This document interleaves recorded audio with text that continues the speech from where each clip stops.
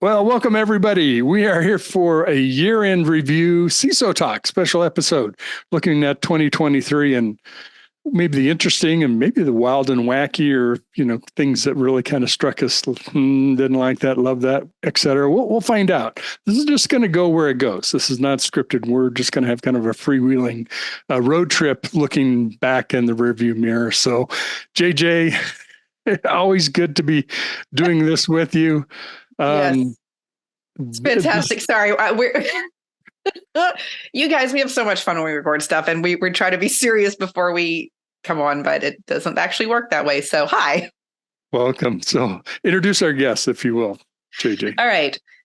Sitting in the blue corner, we have Mr. Dan Glass. And opposite. Now that makes it sound like you two are fighting. It's definitely not a fight here, but it is fun to watch you two in action together. It's been several years. Allison Miller, of course. Welcome to you both. Thank you. Both. Thanks. Great to have you. So Dan, I know you're charged with a few things you want to talk about. So let's have you kick things off. 2023. I have nothing. A blank slate at this point. Jody's going to shoot me from wherever she is. No. So, starting off, I think when I think of 2023, I think of generative AI, right? It started late last year, about a year ago, but really this year is where the businesses start to wrap their arms around it, and starting to push these use cases. The way I see it from a security perspective is if crypto and cloud had a baby, it would be generative AI, because you got you've got the hype of crypto, but you've also got some of the utility of cloud. And I see it ending up about the same as cloud is sort of a detente. Like from a cloud perspective, yes, we've gotten rid of data centers, but we've replaced all that cost with cloud costs, because cloud ain't cheap, whether it's SaaS, PaaS, or IaaS. So I'll pause to let Allison correct me how wrong I am on everything. No, not at all. I think that's a good take. It's just that you forgot like the soap opera level drama of social media sort of in that mix, along with the hype of crypto and the promise of cloud. It really did crowd out all other conversations that I feel like folks wanted to have. We're making advancements from the technology perspective on a number of fronts, a lot of things happening with the economy, but every single conversation either started or ended talking about generative AI for me this year. Just being a perfect example, starting with generative AI. Another word that kind of goes with that for me, Dan, is Copilot. Everybody's got a Copilot. Now we've got, it isn't just bots or chat bots or whatever. It's every product is introducing Gen AI, and Gen AI as a Copilot kind of assistant to their product. So I'm not sure what the next evolution is, but pretty soon I'll have my Copilot talk to I don't know. Copilot Immediately solve it. You said that word. You made Dan twitchy. Yeah. Oh, that's right, a nerve there. Well, probably gonna get in trouble for this, but I'm gonna do it anyway. All right. So the way so Copilot is an interesting thing that Microsoft has put together. I think their all-in approach is bold. I'll say that. But what I'm amused by is that they're still they've sort of launched it, and they launched it without really understanding, I think, how to A, sell it, and B, how to market it, because they've already changed the name like a few times at least on us corporate guys. So we're chasing at first, Bing Enterprise, and now it's Copilot. I'm so confused by their SKUs and what they're trying to actually do. So I think Microsoft, first of all, needs to pick a name and stick with it. It seems like it's Copilot. I hope it is. But then also understand why guys like me get nervous when they say things like, "Oh yeah, no problem. We'll just use SharePoint as your enterprise knowledge repository." And there's a lot of stuff in there. So that that can bring up another thing that'll probably be what we talk about in 2024, which is data hygiene. Mm-hmm. Hey Dan, can I jump in? Can we bump down the requirement for naming from A and replace that with something that works? Because the little bit of data I've seen from friends using Copilot in larger organizations that are piloting is that it like completely destroys the file that you're operating in to the point that you can't even save the file, save as the file, manipulate the file, or even copy pieces of the file sometimes out into another file, that it is not baked, and it is what's before bleeding edge. Like there's got to be something that's just like a complete mangled mess. That's what it feels like still. Absolutely. Robot on a rampage. I think it's chaos theory. Texas, AI chainsaw massacre. I don't know. Yeah, I had not heard that about Copilot. Oh my gosh. And I do, but in all seriousness, I mean, I think there is some risk here because generative AI is not perfect, and hallucinations are real. Adversarial prompting is real. Prompt injection is real. And I'm not saying Microsoft hasn't thought about these things, but I don't think there's good answers for any of it. Bias is real, and and the technology hasn't caught up yet, right? I'm going to need, I believe, a generative AI tool or an AI-backed tool to counter the risks posed by AI and generative AI. And those tools don't really exist yet, not in a way, shape, or form that I want to invest in, right? Because if I just use it as the native tool, like how does that even work? And do I got to go now hire a bunch of prompt engineers in security? Is that money well spent? I don't even know at this point. So yeah, I think Microsoft isn't really doing enterprises a lot of favors by pushing this out as quickly as they are. Well, Dan, you're kind of giving me a flashback back to 2022. That sounds really weird to say. But anyway, I sort of forgotten what I had been thinking about a lot in 2022, and that was data governance. And IAM. And I feel like these are things that are like all that's old is new again. It's an evergreen problem. No one actually ever nails it down. And with cloud and with some of the cool data technologies that have been introduced in the past 5 to 10 years, folks are sort of rewriting the rules and the complexity of folks' data stacks and their need to like manage access across all of these systems and stacks is just ever increasing. And so in a lot of ways, what the problem set that we're seeing with generative AI, it might have been a little more tolerable if we'd had things already solved on what seems like a simpler problem, which is like basic data governance. So it was really kind of like adding fire to a slow burn, a slow burn. IAM and data governance, those are slow burn problems, but they're problems that, desperately need attention in most enterprises, and just trying to add in something, sparkling and new like Gen AI on top of that. Definitely most folks aren't in a position to be successful there.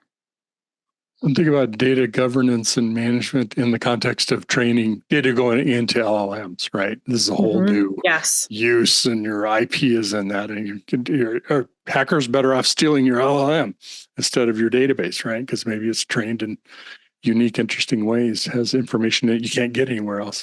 But how do you manage the flow of how those AI systems get updated as part of or in synchronous or not with your software cycles, your security plans, all of that? A lot more questions than answers, I think, introduced by 2023. Ironic. Yeah. The year of the more questions, please. Yeah. I think Allison nailed it, though. We haven't finished blocking and tackling from a security, or most enterprises. I'm sure there's people out there that'll raise their hand and say we absolutely have all that nailed, and some companies may, some companies are doing zero trust well, and good for them. But I think if you're going to pull the market, I think most companies are probably very immature. Security is usually running to catch up. It's a lot of bolt-on stuff, and that's expensive. When, as Allison was alluding to, it's a lot. It would be time consuming and a little cost prohibitive in the beginning to do some of that data governance and data cleanup and maintenance and get that rhythm going.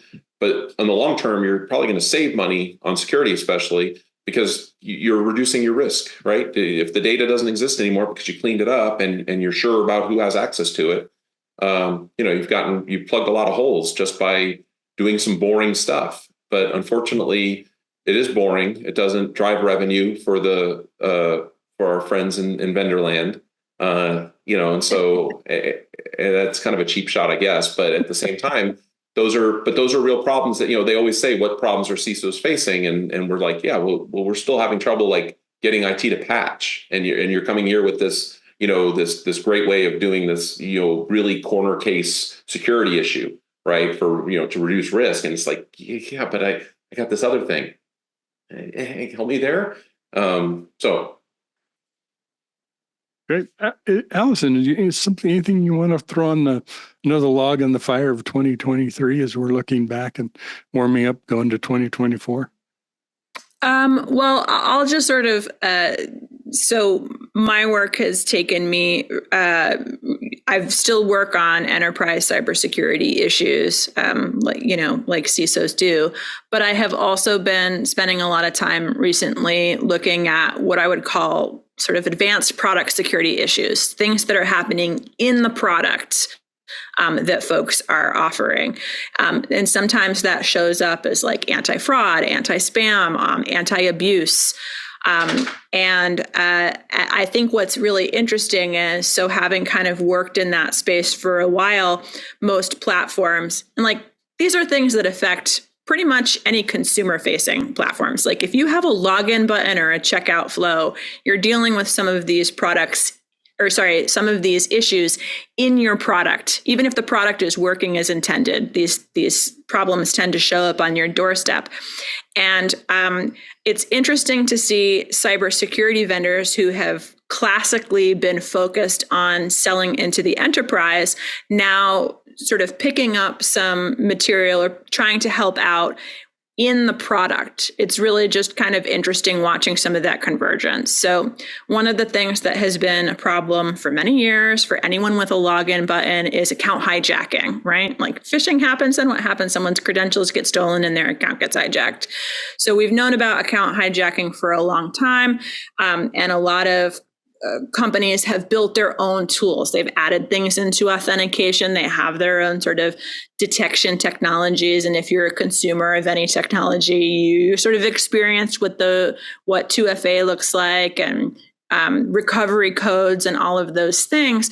But now we see enterprise cybersecurity vendors who are experts in authentication leaning into, well, I can help you not just with getting your employees to log in to your internal systems, but also help your customers logging in to your platform. And we've seen some detection vendors that maybe they were selling device ID for some reason, sort of shifting over into, well, maybe you could use this in your product to notice that bad actors are coming back or bots are coming at you or what have you.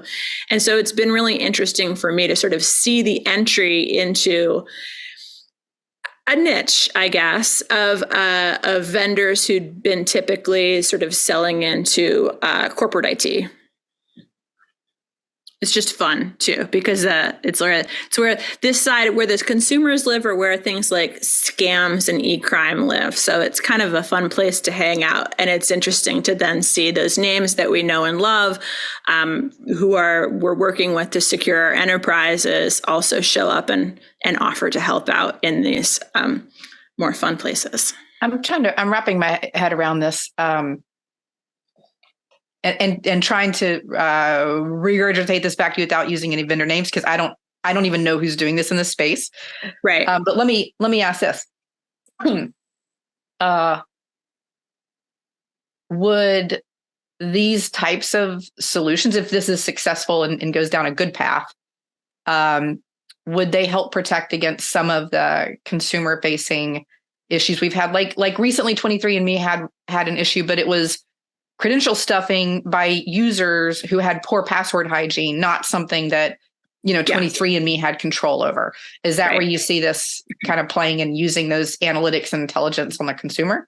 Yeah, I mean, even so I feel like credential stuffing, that's like an authentication sort of expert kind of way of describing the problem. The result is an account hijacking or a compromised account.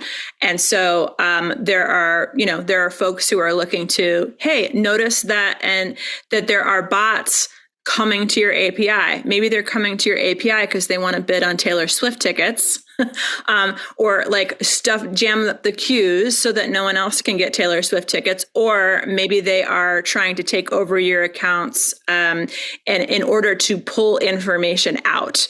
So yes, what we're talking about is vendors who have been working on other use cases, now working on use cases that are consumer facing, or customer facing. It could be a business, doesn't have to be consumer, but customer facing, customer affecting. Yeah. And sometimes those use cases are like owned by the security team, but sometimes they're owned by a product team, right? Mm-hmm. That has their own way of thinking about business objectives and such. So it's a really interesting bridge set of use cases for getting these teams talking to each other too. That's interesting, because when I saw that, and it's easy to go, okay, well, that wasn't their fault, but wouldn't you notice that many user accounts being accessed at the same time, and some pattern, right? There's some pattern that's off of baseline from that. I saw Dan raising his hand, so I don't know if that was I'm trying to buy Taylor Swift tickets, or I have something to say. Allison has a line on how to get Taylor Swift tickets, then she needs to pop me a note. Yes. Well, I think, there's.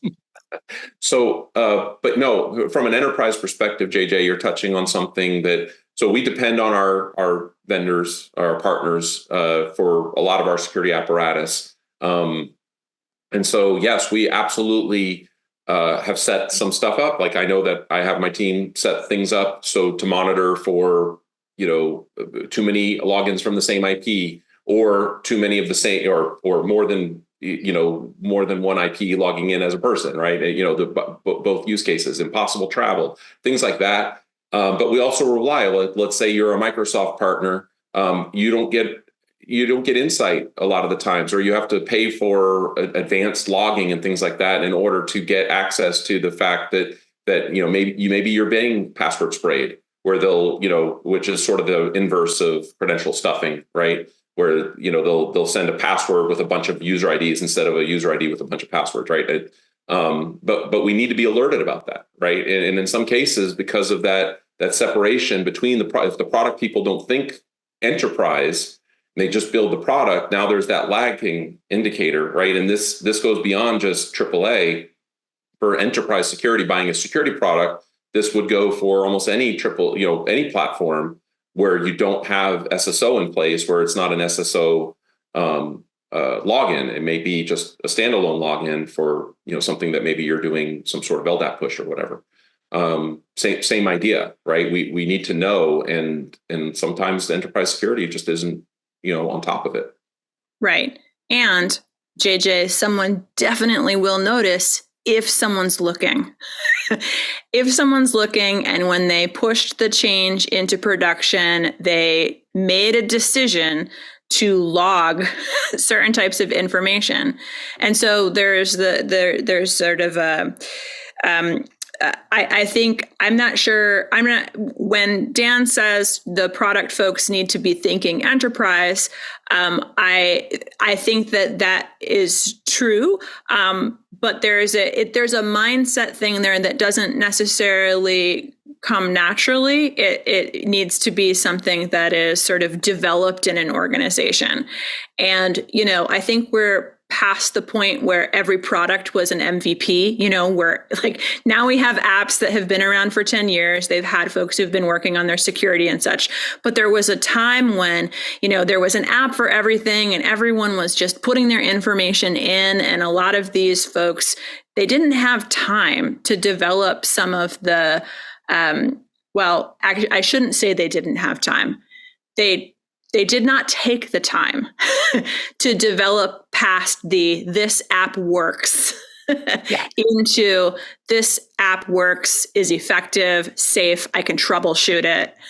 It doesn't even have to be a security issue. A lot of things, you need to log that data and be looking at it to keep the app or the system up, to keep it on. So I think that we're moving to a point where that's becoming clearer. And, we have a lot of great platforms that have been investing in this stuff for years, and have security best practices wired into how they develop, products, not just from an application security perspective, but like how the products work and what the user experience is with the security issues. And that's kind of new. I love to hear it. So, hearing you makes me hopeful for the future. True. I mean, it needs to be table stakes for some of these apps, right? And not just for enterprise. I use apps personally, and I would not like my stuff stolen there either. I think better security, just making security more of a functional requirement and less of a non-functional requirement, because non-functional requirements, I think, Allison, you were getting at, is they sort of fall to the floor, right? Ship the feature, right? Right.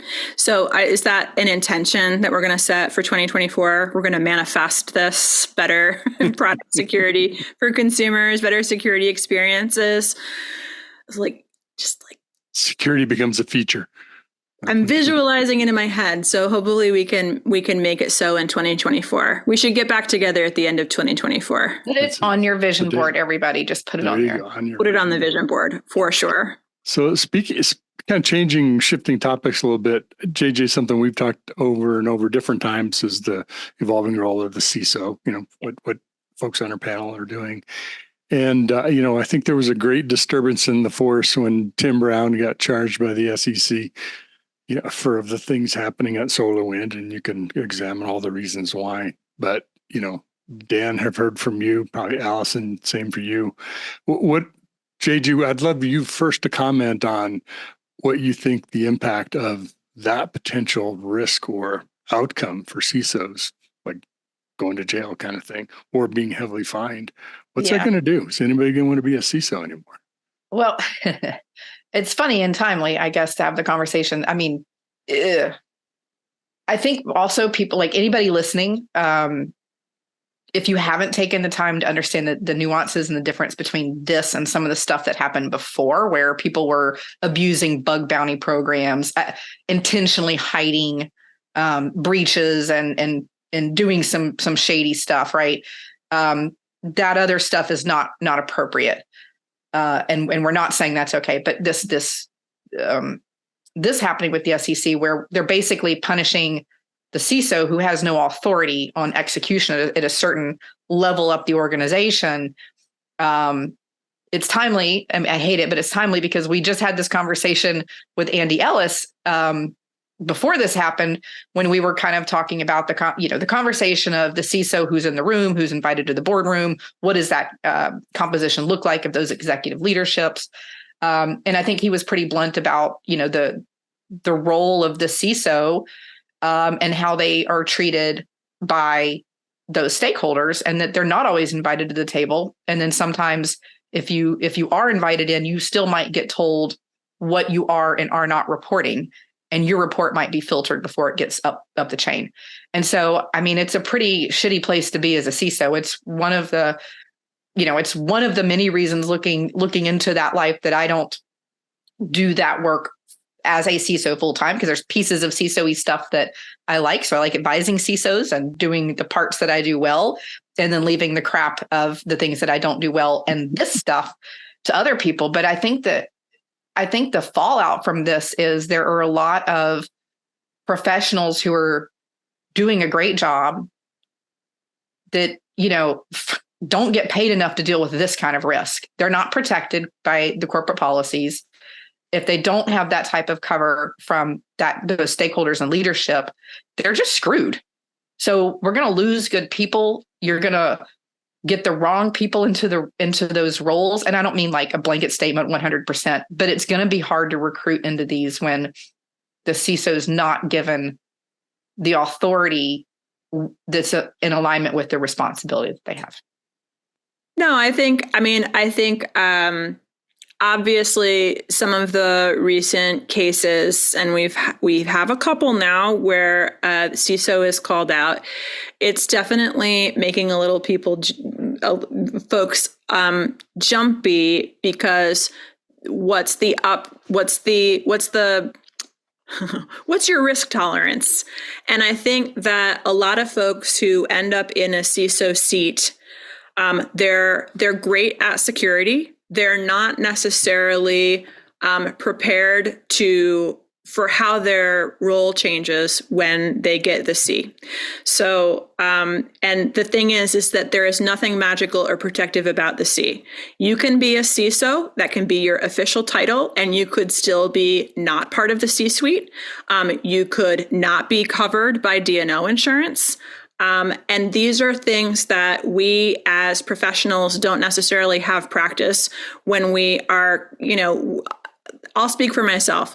When I land a job that I'm really excited about, I'm just so excited. I'm so excited that we picked each other, And so then when it comes to negotiating, now I feel like I need to have an attorney run things through. I need to make sure that there's appropriate insurance in place. And if I was VP of product, I don't need to like pony up that level. It's just a sort of more of a compensation and scope negotiation. These elements aren't part of that negotiation. And if you're a VP of security and you're sort of considered the exec and the buck's going to stop with you, then you do need to be thinking about those things. And most of us just simply haven't been prepared by our careers for that. The other thing that I think is a shock to most people is folks who become CISOs are very effective doers. They may have a strategic mindset, vision, the communication skills, and all of that. But we got where we got, and a lot of us sort of get personal esteem out of our ability to execute and our tech chops, right? Like whatever your expertise is. And some of folks are like the risk nerds, and some of us are, the networking gurus, et cetera. But like, the role really changes. When you are an executive, that's your primary job, to be an executive, to advocate for your budget and to like work with legal and work with HR in a very different way than, what's the phrase? Like how, the way that you got here isn't how you're going to get where you're going, kind of a thing. Mm-hmm. Like, yeah. How you got here won't get you there. Yes. And so I just, I feel like the individual situations that we have as examples, there's some lessons to be learned. Do this, don't do that. But I think especially as what I'm seeing is that the role of the CISO is actually becoming more fluid, not less. Like a CISO who also runs IT, or a CISO who also runs fraud or trust and safety. Like it's not a predictable scope. And yet I feel like some of the expectations coming on to us are a little bit fixed and rigid. And so I just, I hope for us as a community that we can kind of start to figure out amongst ourselves what the reasonable expectations are and figure out how to advocate for ourselves to get the scope, the budget, the legal protection that we need. So for example, all of you folks who are about to be offered a CISO gig, like you may need your own independent professional liability insurance. You cannot depend on the company to even know what to do as far as getting you covered with D&O insurance. So that is my 2.5 cents. All right, baby face, what you got? Not that she covered all my points. Damn it. No, but no, it's true. Like if you are an existing chief information security officer or thereabouts, right, from a title perspective, and you don't have D&O insurance, get it. Go and go to your board. If your like leadership says no, then let the board know that you're not covered. And if the board says no, then go look for a new job. Go find another company because you're exactly the type of person that they're probably going to try to throw under a bus. We are, I think, so I'm of a split mind here. On one hand, I do understand what the SEC is attempting to do by doing this, right? They're trying to say that the CISO is a director or officer, right? We are a material person in the company. What our decisions should matter. But I think they're going out it the wrong way by going after the person who was in a position of having to make those hard choices as a CISO about, your leader tells you, I don't want to hear that. And it's like, well, okay, but I need to go to the board. No, you're absolutely not going to take that to the board. And I'm not saying that happened in this case. I'm just saying that it can happen. And then the pressure that you're under, right? Because you want to keep your job, your professional integrity. And now do you want to be subject to a potential indictment, right? Or be sued? So I think not just the D&O insurance, but I think this is going to be a maturity point for the CISO, as Allison was getting at before.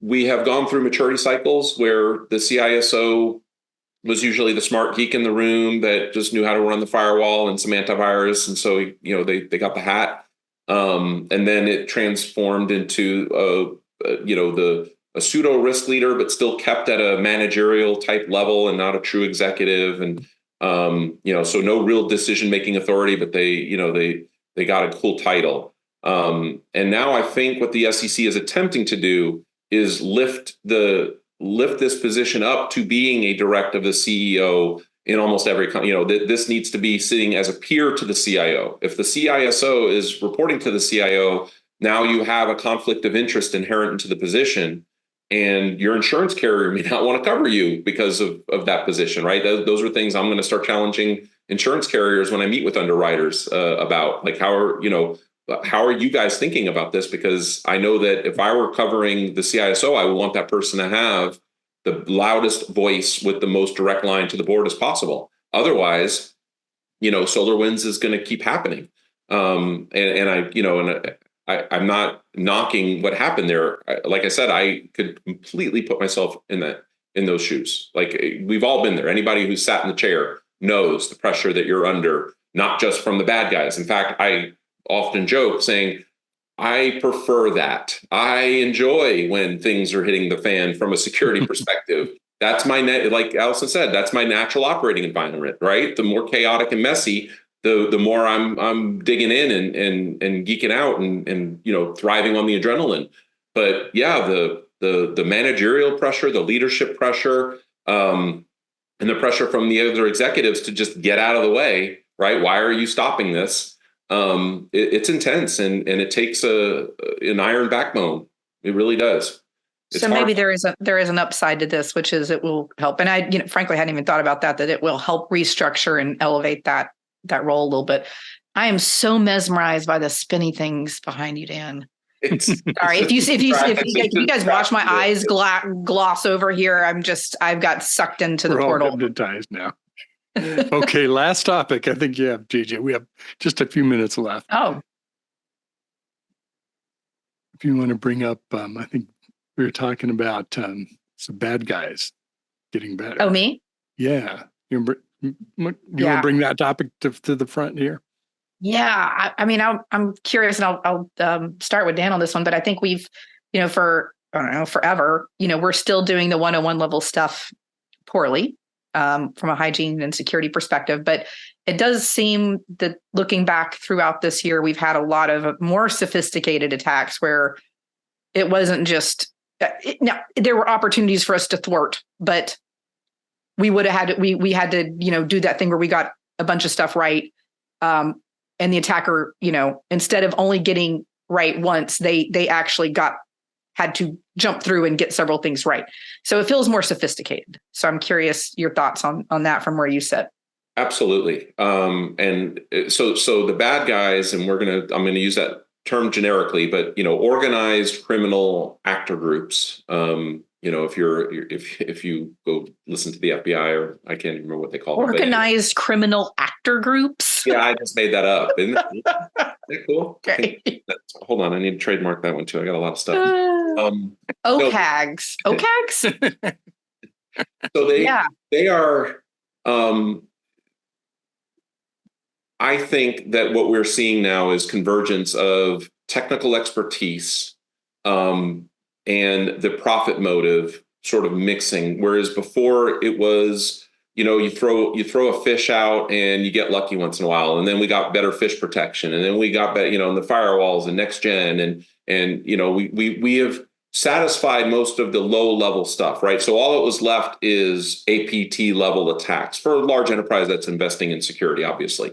And so now what we've seen is that some of these criminal groups that are just purely motivated by profit, taking APT-like capability, right? So they know how your infrastructure works. They know how to manage a firewall or a proxy. They know how to manipulate Active Directory. They know they know your infrastructure maybe better than you do.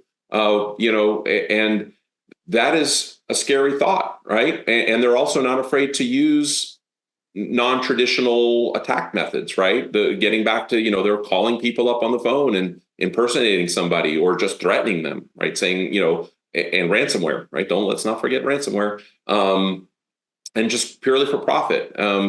I know nothing about this situation from the inside. I know nothing about their security capabilities, but I look at Bally's and I feel horrible for whoever was in seat on those days. And I'm sure they're still cleaning up. Right, because I'm sure that they had a good program. I mean, it's Bally's, right? I'm assuming that they had some investment there, right? Casinos take security pretty seriously, and still, the bad things that can happen, right? And that was a warning shot for, once again, that perked me up when I saw that and how devastating, because they didn't care. They just went after them and they set a ransom and they didn't pay the ransom, and like I said, I feel horrible. Like it's like one of those nightmare scenarios. It's like, we did the right thing. We didn't pay the ransom. And now I just, our company is offline for 3 months and we have no way of recouping some of the data because the backups failed or they timed out or whatever. And the bad guys are getting that good now. And it's, once again, getting back to that last one about DNO and all the rest of it, right? Even though we do everything right, sometimes bad things happen. And will the SEC care? I don't know. Maybe. Now I'm depressed. So I think that's that, and the example you used was interesting because I think so. I've spent a lot of my career dealing with actors who are primarily financially motivated. Like there's APTs out there too, state sponsored, all of that, but they're a little bit predictable. They're going after the money, and they'll take the easiest route to go there, and so. Part of what I'm kind of rolling around in my head is these folks have always had they've been very clever and have supply chains. I'm thinking back to the days of call shops, which probably doesn't resonate in the US, but in Europe and Latin America, when long distance calling was very expensive, there were folks who would figure out how to hack phone systems and get free time on the phone. And then there would be a line, you'd be in Brooklyn, and there would be a line at a payphone with people waiting to, pay cheap rates to call internationally, and or out the door of a tabac in some in France or something, and so there were deep supply chains associated with these. And I kind of wonder if sort of a combination of the success of ransomware plus the pandemic, because the sort of crime evolved in really interesting ways during the pandemic, both because everybody is at home and remote, and also, jobs were scarce. So I think in the U.S. and maybe Canada, I'm not sure where else check fraud is exploding, but part of what folks are sort of blaming that on is it was just a great way to commit fraud, and all it required was hacking U.S. Postal or what have you, pulling things out of people's mailboxes, which is very old school, but now figuring out how to break into mailboxes that had multiple tenants associated with it. It feels like very low level crime, but the impact has been really big and difficult to get arms around. And so because you're talking about ransomware, and one of the things I was thinking is, one of the things I loved about crypto is that there were ways to trace people through the cryptocurrencies and take action. And but I think that folks are really there's innovators who are highly financially motivated, and they're going to figure out how to get their money out. So I think we'll continue to see that because it's kind of a shame that checks being stolen out of the mail is like a lowest common denominator, but in other situations, hacking a hospitality firm might be the easiest way to get to all of that money. So it's just interesting because they will go wherever it's easiest for them to go. I think that actually you're touching on exactly the point I was making. So they used to go after a company, you work for a company that had a lot of money sitting in virtual currency and that they would go after. And I work for a company that had a lot of virtual currency as well. And so we were obviously very tuned to those things. What I'm getting at is like the Bally's thing. Yeah, they have a ton of money, but that's not what they went after. They just went after the infrastructure, right? They didn't go after the credit cards. That data might be tokenized at this point, useless to them. So what did they go after? Yep. Extortion.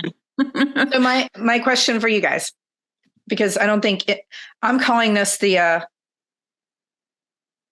year view mirror session, but I don't think we can look back at this year and not talk about zero trust. So in the quick, one word, zero trust in the past year, is it hot or hype? Allison, start with you. I'm sorry. I know you want a one-word answer, but I decline to respond if forced to one word. I honestly have to say, I haven't heard that many discussions about zero trust this year. In the sense that I think the hypiness of zero trust is maybe 2 or 3 years old, right? It was very hypey a few years ago, but now I think it's just folks are. They're on their roadmap. They're adopting the principles they can at the pace that they can, and so they're still shooting for the promise of zero trust. But I think in their implementations, they are wherever they are. So I think it's not so hot. It's not hot or hype. It's just happening. Oh. I got another word for you. That's about 100 one-word answers, so that was really good. So I will follow the rules and say hot. Only, but in reality, I agree with Ali a lot because it's a journey, A, but B, it's an architecture, right? So getting those zero trust principles in place as an architecture and then putting tooling behind it is really what zero trust should have been about the whole time. But it turned into just, hey, we're selling zero trust. It's like, no, it's like saying, I'll use DLP as another example of yet another term that was an architecture, but turned into a product that then didn't work the way anybody thought it did, because of course it can't. So anyway. Thanks for that. All right, guys. Well, thank you so much. Mitch, I know we were right at time there, but let's see what happens in 2024. We could have taken the rest of 2023 wrapping it up, but thanks to all of you, Allison and Dan, of course, JJ. It's been a pleasure working with you in 2023 on CISO Talk. So thanks to everybody who joined us. Thanks to all of our panel and my partner, JJ. And we look forward to seeing you in 2024. Let's hope some of these things we're going to deal with, or maybe not, and work on the next thing that's more important. So we'll see what happens. Thanks for joining us on CISO Talk. We'll look forward to seeing you again in 2024 on the next episode. Bye, everybody.